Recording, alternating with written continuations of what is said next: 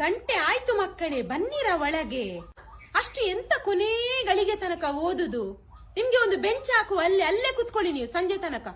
2.5 ದಿನ ರಜೆ ಇತ್ತು, ಇವರಿಗೆ ಅದು ಸಾಕಾಗ್ಲಿಲ್ಲ. ಕೊನೆ ಗಳಿಗೆ ತನಕ ಓದುವ ರೋಗ ಉಂಟಲ್ಲ, ಅದು ಬಿಡುವುದೇ ಇಲ್ಲ. ಬಾ ಬೇಗ. ಆದಿತ್ಯ ಉಂಟಲ್ಲ, ನಿನ್ನೆ ಇಡೀ ದಿನ ಸಂತೆಯಲ್ಲಿ ತಿರುಗುತ್ತಾ ಇದ್ದ. ಕೈಯಲ್ಲಿ ಒಂದೇ ಒಂದು ಸಾಮಾನು ಇರ್ಲಿಲ್ಲ ಅವನದ್ದು. ಯಾಕೆ ಹೋದದ ದೇವರಿಗೆ ಗೊತ್ತು. ಬಹುಶಃ ಮನೆಯಲ್ಲಿ ಓದ್ಲಿಕ್ಕೆ ಹೇಳ್ತಾರಲ್ಲ, ಅದಕ್ಕೆ ಹೋದದ್ದವ ಸಂತೆಗೆ ಅಲ್ಲನಾ? ಯಾಕೆ ಹೋದದ್ ನೀನ್ ಸಂತೆಗೆ? ತರ್ಲಿಕ್ಕೆ ಹೋದದ್ದು ಟೀಚರ್. ನೀವು ಸಂತೆಗೆ ಹೋಗಿ ಅಧಿಕ ಪ್ರಸಂಗ. ರಟ್ಟು, ಪೆನ್ನು, ಪೆನ್ಸಿಲು, ರಬ್ಬರು, ಅಡಿಕೋಲು, ಕೋನಮಾಪಕ, ಕೈವಾರ, ಕಟಾರ ತಂದಿದ್ದೀರಾ ಅಥವಾ ಮನೆಯಲ್ಲಿ ಬಿಟ್ಟು ಬಂದಿದ್ದೀರಾ? ಟೀಚರ್, ಎಂತ ರಟ್ಟು ತರ್ಲಿಕ್ಕೆ ಮರ್ತೆ ಗೊತ್ತಿತ್ತು, ಒಬ್ಬರಾದ್ರೂ ಇದ್ದೇ ಇರ್ತಾರೆ ಅಂತ. ಉದಯವಾಣಿ ಪೇಪರ್ ಉಂಟು, ಇಡುದಾ? ಬೇಡ ಬೇಡ, ಪತ್ರಿಕೆ ಇಡುದೇ ಬೇಡ. ಅದ್ರಲ್ಲಿ ಏನಾದ್ರೂ ಇದ್ರೆ ನಿಂಗೆ ಬೇಕಾದ ಉತ್ತರ ಡೆಸ್ಕಿನ ಮೇಲೆ ಪೇಪರ್ ಇಟ್ಟು ಬರೆ. ಹೊಟ್ಟೆ ಉಂಟು.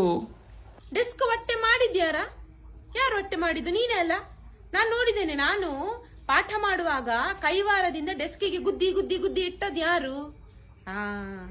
ಈಗ ಮಾಡಿದ್ದುಣ್ಣೋ ಮಹಾರಾಯ. ಯಾಕೆ ಸರಿಯಾಗುದಿಲ್ಲ? ಮತ್ತೆ ನೆನಪಿನಲ್ಲಿ ಇಟ್ಕೊಂಡು ಬರ್ಬೇಕಲ್ಲ.